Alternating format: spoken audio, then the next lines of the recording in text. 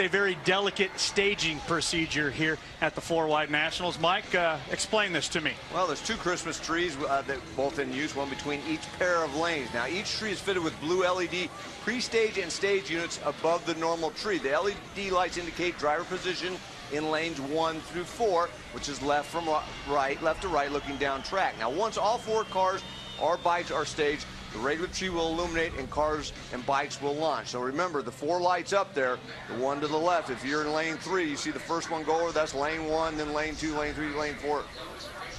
Obviously the same. Now, the question I have for you, Larry, is since I never did race it, I mean, I watched it in the procedure.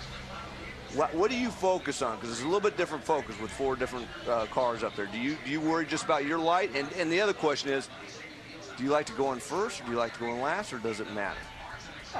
Of alcohol, funny car fame, stat guy extraordinaire, along with our, of course, stat guy. There's where you can hit us up at, and Larry Dixon, you're on there as well at Dixon Top Fuel. So fire away. And speaking of Twitter and questions, stat guy has one.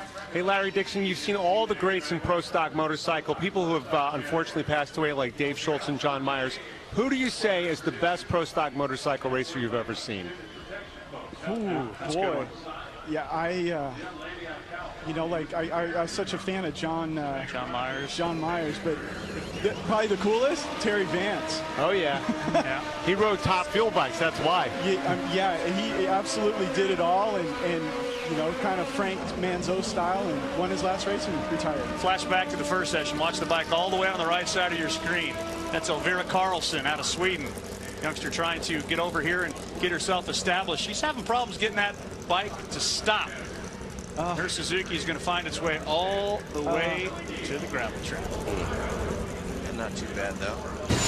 Not unusual to see those brakes go away on motorcycles. In an effort to keep everything light, sometimes and then problems again now. I've heard of those riders sometimes waving to the camera down there and forgetting to use the brakes and then drive it into the sand trap too. On occasion, I've heard. We used to do that in the funny cars.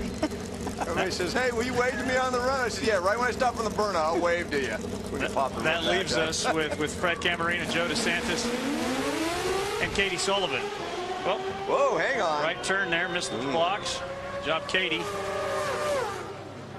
Now let's see if these two, DeSantis or Camarena, change the timer around at all. Not very much. They will be outside of the top 16, which, by the way, that's also in action this week. The top 12 times that normally carry over, that's done this weekend. Everybody's going on their best run. Everybody gets one shot in each lane. It's old school. It's old school drag. We like old school drag racing, absolutely. But 4-wide. But 4-wide, yeah. Thanks. It's like back in the day, right, Mike? Back in the day.